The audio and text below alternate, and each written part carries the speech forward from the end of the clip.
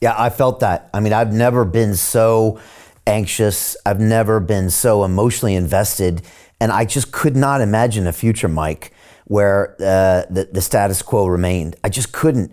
And it was, and I thought about it, even from Trump's perspective. And, this is a guy who had no choice but to win.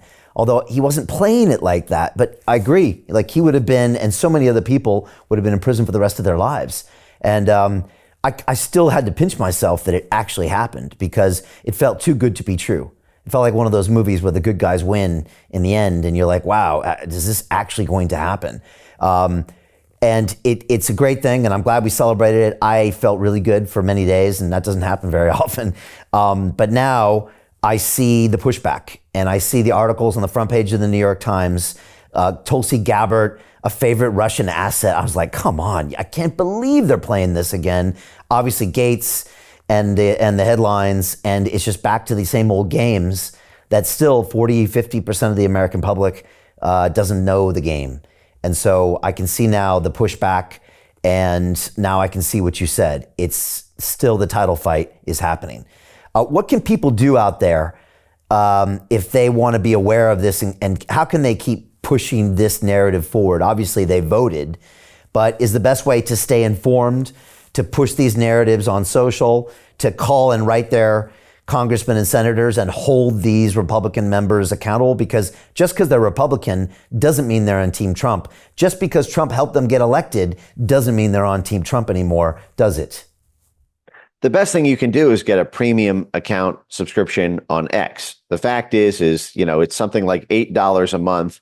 You're supporting a good cause, which is the most robust political thought leadership network ever created. And it's run by, a guy who has frankly put the whole country on his back, Elon Musk, not just with the financial support to the campaign, not just with freeing X from, again, the clutches of near total free speech death in this country, but also hit the ground running. This is someone who spent weeks in the trench warfare in Pennsylvania, who put every fiber of his being, who risked everything, who stood up to the advertisers in a way that Mark Zuckerberg, who I think actually does share very similar ideological and philosophical strains with Elon in terms of a kind of soft libertarian philosophy about the role of government and private markets. We know that Mark Zuckerberg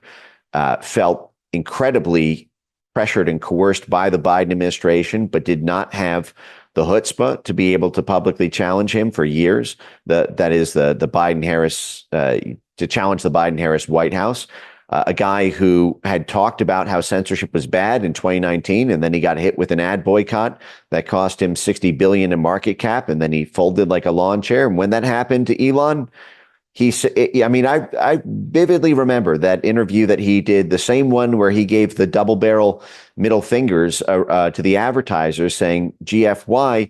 He was asked, what will you do if X goes bankrupt? What will you do if the advertisers, your approach to the advertisers saying GFY to them, what if that ends up killing X? What if that bankrupts your company? And his response to that was not, well, then we'll crawl back, we'll negotiate. It was, the world will watch. I mean, he literally, put himself up on the cross that way. And the fact is it's not for lack of threats to his personhood.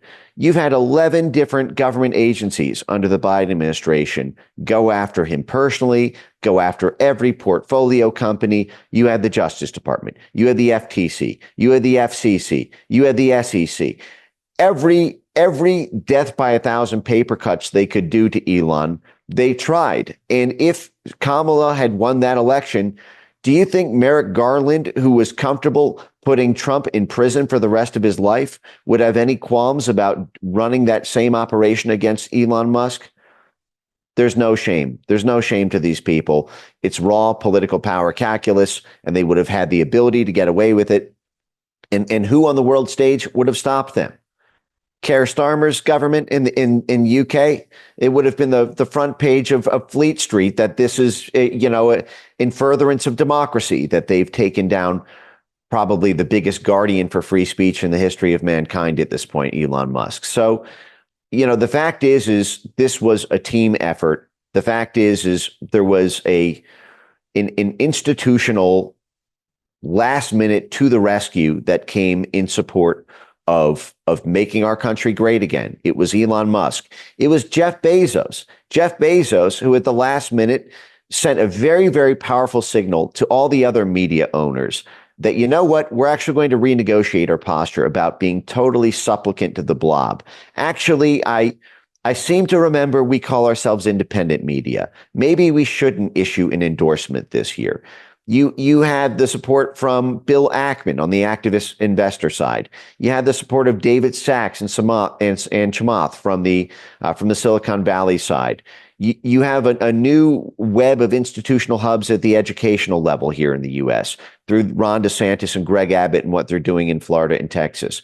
You had the ability for citizen journalism to flourish again, which, again, I say if there's one thing that you can do, you become a journalist. You own a newspaper company, effectively, the moment you have a subscription account on X and you have the full panoply of features there. You are doing, it is not a, tax deductible, charity donation, but you are helping a good cause by capitalizing the motor engine of free speech in the world today, and you yourself become a journalist every time you hit the retweet button.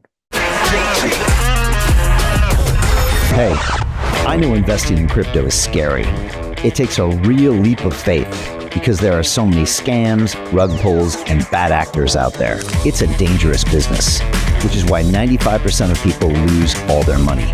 Well, that's why I created the London Real Investment Club, so you can access the hottest deals on the planet and use the crypto bull market to create the generational wealth that you deserve. Join my team of over 100 people from around the world that are making millions of dollars behind the scenes investing in blockchain, AI, Web3 games, DeFi, Bitcoin, and more. Don't miss out. Click the link below to book a call with one of my team now. But hurry, this bull market will end soon. I know investing in crypto can be scary. That's why you gotta join the investment club. Pull the trigger. Let's do this.